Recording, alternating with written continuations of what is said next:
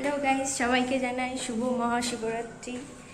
আর আমরা এখন যাচ্ছি একটু রিপোর্ট করাতে। আমি পোকো বাবা তিনজনেই যাচ্ছি। তারপরে এসে একটু পুজো দিতে যাব মন্দিরে। তো তোমাদের সবটাই দেখাবো, তো তোমরা ব্লগটা পুরোটা ততক্ষণ দেখতে থাকো। আমরা বেরিয়ে পড়েছি রাস্তায়। এ দেখো পোকো আর বরবাবু আগে আগে হাঁটছে। আর বরবাবুর একটু ইউরিক অ্যাসিড ধরা পড়েছিল বেশ কয়েক মাস আগে, ডাক্তার দেখানো হয়েছিল।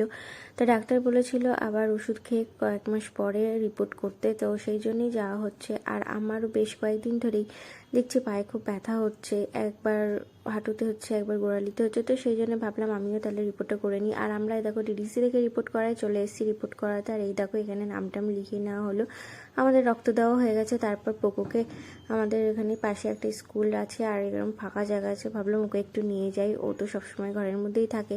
তো ওকে একটু এখানে ছেড়ে দিলাম, ও একটু ঘোরাঘুরি করলো। আর রোদও হয়ে গেছে, ওই জন্য বেশিক্ষণ থাকতে চাইছিল না। আর পুজো দিতে যাব, দেরি হয়ে যাবে, ওই জন্য তাড়াতাড়ি চলে আসলাম। তারপরে দেখো চলে এসেছি মিষ্টির দোকানে। মিষ্টির দোকানে ভিড়টা দেখো, কত যে ভিড়। আর কতক্ষণ পরে যে নিলাম মিষ্টি তার ঠিক নেই। এখানে প্রায় আধ ঘন্টা দাঁড়িয়েছিলাম। তো যাই হোক, এরকম মিষ্টি নেওয়া হয়ে গেল। তারপরে চলে গেলাম ফল আর ফুল এটা ওটা কিনতে। আর রাস্তায় প্রচণ্ড পরিমাণে রোদ হয়েছে, আমরা ছাতা নিয়েও বেরোইনি, ভেবেছি তাড়াতাড়ি হয়ে যাবে। এখান থেকে আমরা কিছু ফল কিনে নিলাম। তারপরে আমরা চলে গেলাম ফুলের দোকানে। এখান থেকে ফুল টুল কিনে নিয়ে আমরা বাড়ি চলে আসলাম। আর বাড়ি এসে আমি সব কিছু কমপ্লিট করে রান্না বান্না সব কিছু করে তারপরে রেডি হয়ে বিকালবেলায় গিয়েছিলাম পুজো দিতে। Hello guys. হ্যালো গাইস, আমরা এখন পুজো দিতে যাচ্ছি। আমরা এখন শিব ঠাকুরের পুজো দিতে যাচ্ছি। তো আমরা রেডি হয়ে গেছি, এখন যাচ্ছি শিবরাত্রির পুজো দিতে। আর এই যে রেডি। পোকো তার মধ্যে আবার পড়ে গিয়ে ঠোঁটটা কেটে গিয়েছে, ওই জন্য ওর মনটা একটু খারাপ। তুমি এটা হ্যালো গাইস বলে দাও।